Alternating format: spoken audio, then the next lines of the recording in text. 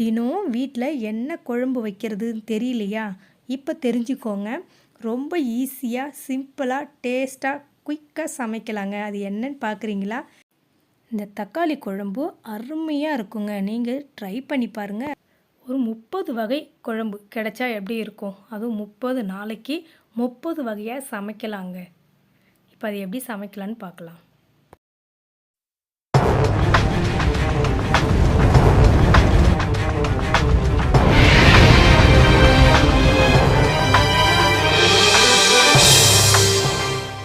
Hi friends, Ammu cooking 360 சேனலில் இன்றைக்கி தக்காளி குழம்பு தாங்க வைக்க போகிறோம்.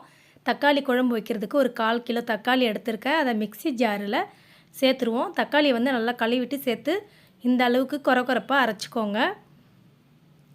இப்போ வந்து இது தாளிக்கிறதுக்கு பூண்டு வந்து ஒரு 10 பல் பூண்டு, ஒரு மிளகாய் எடுத்து கட் பண்ணியிருக்கேன். கொஞ்சமாக தேங்காய் திருவியிருக்கேன், வெங்காயம் எடுத்திருக்கேன். இப்போ வந்து பேன் வச்சுக்கலாம். ஸ்டவ் பற்ற வச்சாச்சுங்க. இப்போ பேன் காஞ்சிடுச்சு. இதில் வந்து ஒரு 2 டேபிள் ஸ்பூனு ஆயில் சேர்த்துக்கலாம்.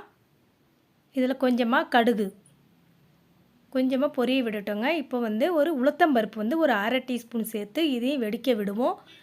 கருவேப்பிலை ஒரு 2 கொத்து கருவேப்பிலை எடுத்து எண்ணெயில் போட்டு ஃப்ரை பண்ணிக்கலாம். இப்போ அந்த திருவின தேங்காய் இருக்குது பார்த்தீங்களா, 2 பத்தை தேங்காய், அதையும் இதோட போட்டு நல்லா ஃப்ரை ஆகட்டும் எண்ணெயில். நல்லா எண்ணெயில் இந்த அளவுக்கு வரட்டுங்க. இந்த ஸ்டேஜுக்கு வந்ததும் பூண்டு, பச்சை மிளகாய் சேர்த்துருவோம். இதில் காரத்துக்கு உங்களுக்கு தேவைன்னா இன்னும் கூட 2 எக்ஸ்ட்ரா பச்சை மிளகாய் போட்டுக்கலாம். நான் ஒரு பச்சை மிளகாவை கட் பண்ணி போட்டிருக்கேன். இப்போது கறக்கி வச்ச வெங்காயம் ஒரு 50 கிராம் வெங்காயத்தை இதோட சேர்த்து வதக்கிக்கலாம். நல்லா கொஞ்சம் பச்சை வாசம் போகிற அளவுக்கு வதங்கினா போதுங்க. சிம்மில் வச்சுக்கோங்க அடுப்பு. ஒரு கோல்டு நிறம் வந்ததும் இதில் வந்து மசாலா சேர்க்க போகிறோம். அது என்ன மசாலான்றதை நான் சொல்கிறேன். இப்போ இந்த ஸ்டேஜ் வந்துருச்சுங்க. நல்லா பொன்னிறமாக வந்திருக்கு. இப்போ இதில் மஞ்சப்பொடி 1 டீஸ்பூனு, தனியா பொடி 1 டீஸ்பூனு, கரம் மசாலா 1 டீஸ்பூனு, தனி மிளகாய் பொடி 1 டீஸ்பூனு, ஜீரகப்பொடி 1 டீஸ்பூன் போட்டிருக்கேன். குழம்பு பொடி உங்களுக்கு விருப்பம் இருந்தால் சேர்த்துக்கோங்க காரத்துக்கு. இப்போ அரைச்சி வச்ச விழுதை இதோட சேர்க்கலாம். அந்த பச்சை வாசம் போயிட்டோம். மசாலா ஒரு நிமிஷம் வதங்கிடுச்சு. அது கூட இப்போ தக்காளியை சேர்த்து தக்காளிலையும் பச்சை வாசம் போயிடுச்சு. தேவைக்கேற்ப உப்பு சேர்த்து கலக்கி விட்டுடலாம். இப்போ ஒரு பிளேட்டை போட்டு மூடிடலாங்க. எண்ணெய் பிரிஞ்சு வந்ததும் ஸ்டவ் ஆஃப் பண்ணிக்கலாம். உங்களுக்கு வந்து அந்த மிக்ஸி ஜாரை கழுவி கூட தண்ணி வேணும்னா ஊற்றிக்கோங்க. இப்போ தட்டு போட்டு மூடிடுவோம். ஒரு 5 நிமிஷம் ஆகிடுச்சிங்க. இப்போ எண்ணெய் பிரிஞ்சு நல்லா கொதித்து வந்திருக்கு.